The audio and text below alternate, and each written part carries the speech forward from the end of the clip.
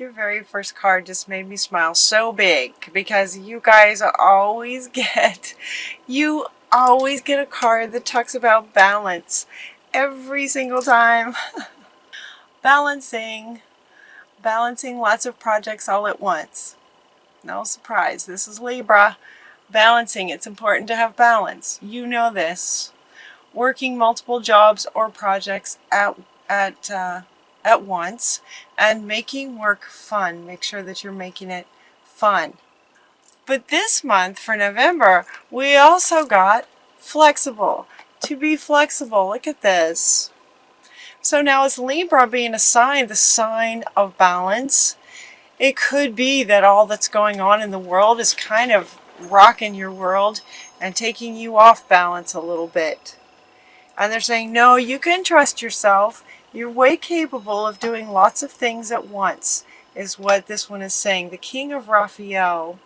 It's safe to trust yourself. You have the ability to accomplish many things at once. He literally says that. Follow your creative passions. So given, this is a card that's kind of referring to, but the balancing act of doing like all the things that you do, whether it's work, home, all of your passions, juggling all of your passions, being flexible where flexibility is called for, and that you can trust yourself. You can feel safe and trust yourself and know that you absolutely have the ability to juggle many things at once and do it absolutely beautifully. I mean, look at these two. That's you. It's like you have the ability to be flexible in terms of where things get out of balance and helping them to get back into balance. And boy, we live in a time now, right? There's just like a lot of extremes going on. So it might be challenging you guys a little bit to stay balanced. And, as a human species, it kind of feels like I'm hearing we count on you. I'm hearing we kind of look up to you guys to hold the balance for us and sort of show us how that's done. So trust yourself and know that you're doing great. You're doing great with that. You are the magician. You can manifest anything you want, even if it's lots of things, and you have the ability to juggle everything. This is also talking about successful beginnings, and what you need will magically appear. So if you're wanting actually to create something new, you can do that. You can do that too. Come to the Edge is the next card that if you want to create something new, it's a really good time to do that. You're ready, is what this is saying. You have the ability. You are the magician. You have the ability to juggle lots of things, and adding one more passion is absolutely within the realm of possibility for you. Come to the edge, he's saying, Spirit is saying, because in other words, you're ready. You have everything. You have everything. Everything is already there for you to pursue this next, if you'd like to create something new. Coming to the edge would be what a person would do right when they're ready for takeoff. Right? So if you were wanting to create something and you felt like you were at the beginning stages, you wouldn't be anywhere near the edge. You'd be way back here creating. But once you've created it and you're ready to sort of launch, the idea of launching, come to the edge, you're ready to launch is what this one is saying. You're ready. Now this next set of cards is kind of interesting. It's like, you go from balance, this beautiful balance and flexibility, and trust this. You can do this. You can do anything. You're the magician. And you're ready. This is your first row, you guys. And this is your first card. Just beautifully balancing everything. And ready to take off. And yet the next card that wants to go is orphaned. So this would indicate that some of you feel like this, or some of you have this sort of running maybe in your subconscious, maybe. that might be showing up as a reason that Spirit would feel the need to remind you to trust yourself. So this might be resonating in your sort of inner world. This kind of feeling might be resonating in your inner world that may be affecting your outer world, that may be confusing you or causing you to not really trust that you're actually capable of all of this juggling, much less starting something new and even adding to that. And so they're saying that, no, you can trust this. And so if some of you are feeling like this, they're saying, okay, if this is what, this might be the root cause of things not working out, or challenges that are coming up, or things that are taking you off balance. This could be the root cause of it. And so they're inviting you to go in and mend. Release the past. Everything happened for a reason. So now we have 3 cards that all kind of want to speak to this for you, sort of through you, that, now's a really good time to mend that situation. Mending that situation, going maybe within, maybe doing one of those healings where you go within in meditation and speak to this little munchkin that is a part of you that feels orphaned, that feels isolated and alone and sad. Now might be a really good time to sort of go within and talk to her and give her a big hug and let her know everything's going to be okay. Releasing the past. Releasing whatever happened at the root that caused you to feel this way. Going within and releasing that and calling up forgiveness and healing and understanding, perspective. Offering her a perspective of the situation that occurred at this time that caused her to feel this way. Understanding and perspective. Release the past. You'll grow from this situation. And everything happens for a reason. Release regret and embrace the opportunities for happiness. Search for the silver lining. So it's like I'm hearing the word deliberate. Get deliberate to go within and heal this. Heal this. Release the past. Release regret. So 2 cards talking about releasing the past and releasing any regrets. You did the best you could. Notice too in this mending, all 3 of these are they're children. And the way that the imagery is, it's just kind of dark and misty, sort of feels like it's internal, subconscious kind of energy to it. Releasing that past. And embracing the opportunities for the future. So it's like she's walking towards the future. It's time for you to get peace around this situation. It may be something that only recently has come to your awareness, right? When these sorts of things are in the subconscious, meaning you're not consciously aware of them, they're in the subconscious. But when you go into meditation and bring them to the conscious level, that's when you can address them. And you want to do that because you deserve peace. You deserve sort of this foundational energy of peace, and that's what you're wanting as well. And it's time. It's time for that. You got tick-tock. Tick-tock, right? It's time. This card kind of, wants to go like this. It's time. It's time for balance. It's time for you to trust yourself. It's time to release the past. It's time to realize that you are capable of juggling many, many things. So if you'd like to add something else, you can do that. You're wanting peace and happiness. Happy, happy, happy. That's not only what you're wanting, but in the way that my readings go, a bit like a story, it's as if at this point you have healed this. And you have released the past and experienced forgiveness and healing and gotten through that. And so the result of doing those things is peace and happiness and finding the silver lining that you're searching for. Finding that silver lining. And also this feels really big because this feels big in terms of healing this and mending this situation, because you're also getting the new life. As if to say that healing this, because this takes up like the whole middle of your reading. So this is pretty profound. It's also at the root and very fundamental, and will affect everything going forward and in your outer world.